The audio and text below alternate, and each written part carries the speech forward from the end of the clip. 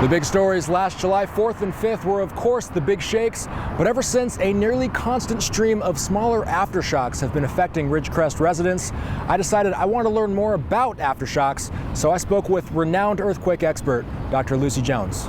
Every earthquake makes another earthquake more likely. And the bigger the earthquake, the more aftershocks it will produce, says Dr. Lucy Jones. Jones says quakes as big as the one last summer are rare. In fact, California only sees a 7.0 magnitude event about once a decade. She says it's considered normal that the area is still seeing upwards of hundreds of aftershocks a week, but those aftershocks take a toll. It wasn't until we moved that I was able to restabilize mentally. Vincent Tolino's Ridgecrest home was rattled by the two big quakes, and he recently moved out of the state for work. But he says one of the best parts of moving was getting away from the aftershocks. Even though for him the shaking is gone, he says last summer still left a mark. A truck rolling by, and causes, window pane to rattle a little bit. And, my wife and I literally freeze and look at each other. And it's like, no.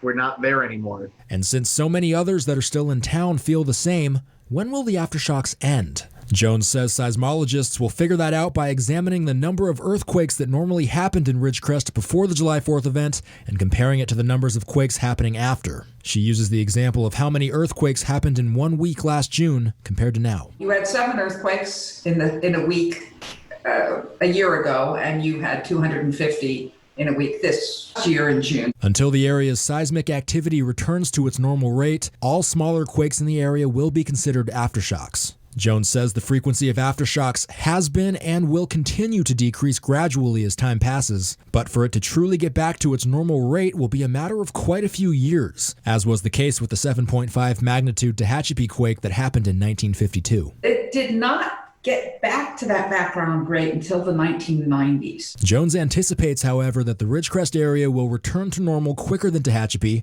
because the Ridgecrest event was a smaller magnitude. When asked about the likelihood that another large-scale quake happens in the area, Jones said it's more likely that there will only continue to be magnitude 1, 2, 3, some 4, and rarely a 5, the seismologist also underlining the importance of always being ready for something bigger. Most likely it doesn't happen, but you can't say it won't happen. Dr. Jones says that any earthquake that happens within a 30-mile radius of the Ridgecrest earthquake's fault zone is considered an aftershock to that quake. Last week's 5.8 magnitude Lone Pine quake happened just outside of that zone. But for now, Austin Westfall, 23 ABC, connecting you.